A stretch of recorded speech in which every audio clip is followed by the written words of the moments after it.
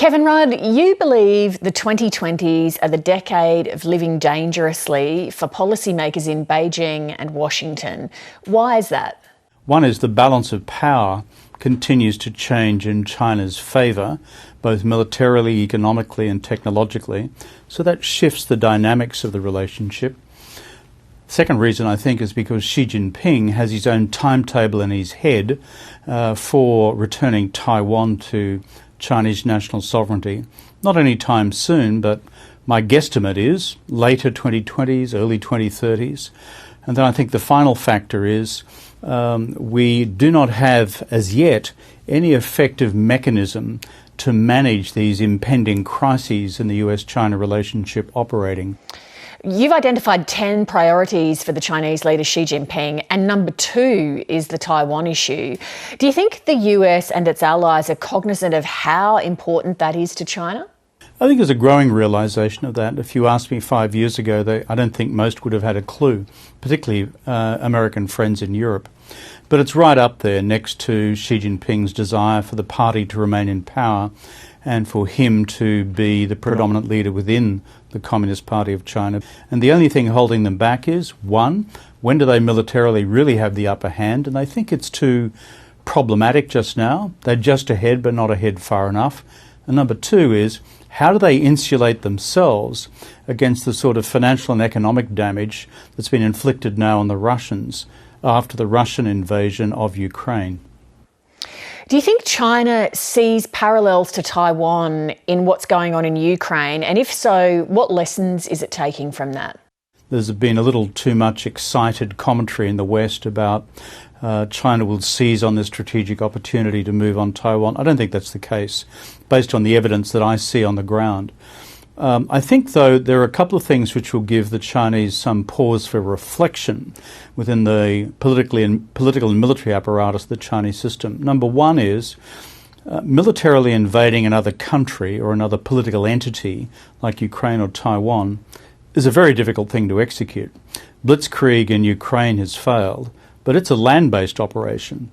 Look at Taiwan. It's an amphibious operation. There's a final factor, Lee, I think, which is they've been surprised in Beijing by the level of Western and in particular European solidarity with Ukraine, and the about-face in the geopolitics of Berlin and the hardening of geopolitics in Germany and the redoubling of the defence budget is something which would also give Beijing some cause for reflection. In a military confrontation over Taiwan between the US and China, who would win? Now, there's a $6,000 question. In most of the wargaming which has been done so far, and these are desktop exercises by and large, if you look at what various US officials have said off the record and partly reported in the American media, the Chinese at this stage win most of the time in a wargame exercise. But there are two things now unfolding. One is that the Taiwanese, for the first time in a very long time, I think are now readdressing their national defence needs. And I think they'll be looking very carefully at the fight which the Ukrainians have put up against Russia. Secondly, the Americans are now reinvesting heavily in their military kit and equipment in East Asia and the West Pacific. So I think it really does depend, Lee, on how much more the Taiwanese and the Americans do. And with one kicker, Japan is indicating that it would now see itself potentially involved. And there's a logic to that. Chinese preemptive strike would try to take out American forces probably in Guam, but also in Okinawa, and that brings Japan in. Where does all of this position Australia? Well, Australia is a treaty ally of the United States. So our job as a treaty ally, in my judgment, is to argue strongly and effectively with the United States two things. One is how to maximise the deterrent effect of the US military posture, but also the pan-allied military posture as well, with the Japanese, the new government in the Republic of Korea, Australia, together with our new Quad partner in India. And I think the second is this, to urge upon the Americans a stabilising mechanism for the bilateral US-China relationship, perhaps of the type that I have recommended, but I'm sure there are other variations on a theme as well, to prevent what I would describe as sleepwalking into war. And so the key thing we should also be advocating in Washington is the sort of joint strategic framework that I'm trying to talk about here, managed strategic competition, as opposed to unmanaged strategic competition, in order to create some guardrails around these strategic red lines for the future.